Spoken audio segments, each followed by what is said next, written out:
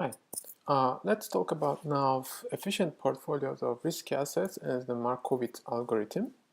So remember from our lecture, we have discussed the portfolio minimization of the variance with respect to the two different constraints in this case. Now we have a target return, and the target return is given by this mu p of 0. And we have also the conventional constraint that the sum of our investment weights, in this case I'm using this x to denote the vector of investments, the proportion of your $1, let's say you invest in each of these stocks, and the sum must be equal to 1. So what we have seen is actually we can again apply the Lagrangian function method. We have the portfolio variance and we have the constraints added with multiplying with this lambda 1 and lambda 2. So basically if you write the first order conditions as in the global minimum variance portfolio problem, the difference is this time instead of one Lagrangian coefficient we have two Lagrangian coefficients, and you can see that the left hand side of these are again must be equal to 0. So we can write this as a system of linear equations. And once we represent this as a system of linear equations, we already know how to solve such systems using our Gaussian elimination method. And obviously you can also apply the direct inversion, which is not a very efficient method, especially for large coefficient matrices, but still it is good to compare your results for small scale problems like this one. So let's solve this in Matlab.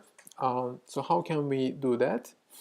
Again, we will consider our previous numeric values example. We have three assets, so we are given this expected returns, and suppose we have the covariance matrix already given to us. So what we need to do is first we need to write down our coefficient matrix A, and in this case let's say we have sigma term by term multiplication by this 2, and then we need to add here we have the vector of expected returns, and if we notice here this is a vector, and it's gonna be a vector of, it's gonna be a column vector 3 by 1. So let's write it down. We have our E, okay, that's already defined here. You can see it is already a column vector, and then we will have this column vector of 1s. So I'm going to add that as 3 by 1.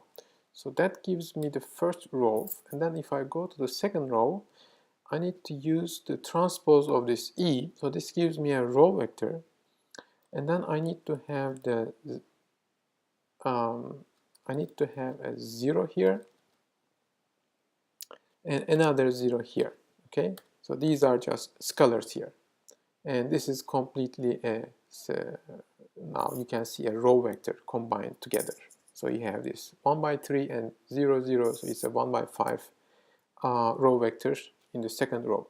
And then if you move on to the third row, okay, so what we have is the row vector of 1s, and then we have 0 0. Okay, so if I type this, I can verify what I got. What I got here is I have 3 by 3 covariance matrix embedded here, and then I have these other terms. So what we get is a 5 by 5 coefficient matrix here. Okay, and let's write down what is the right hand side here. So first, what we get should be a vector of zeros. It's gonna be 3 by 1. And then I'm gonna have my target return. So let's say our target return is 0.6%. And then I'm gonna have this 1. Okay, so again we can check that this is 5 by 1 vector.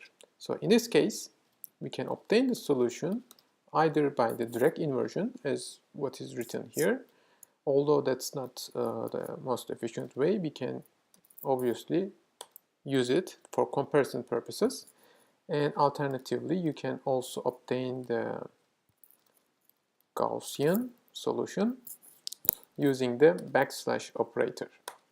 And we can verify that we get the same result. And obviously you can also use the LU decomposition method as we have done before, because you are already given this basically coefficient matrix A, and you can use this to apply the Gaussian elimination technique in different ways. So we can see that the first three terms here are the portfolio weights that we are looking for, and last thing to verify might be to check that the sum of these three terms are equal to 1.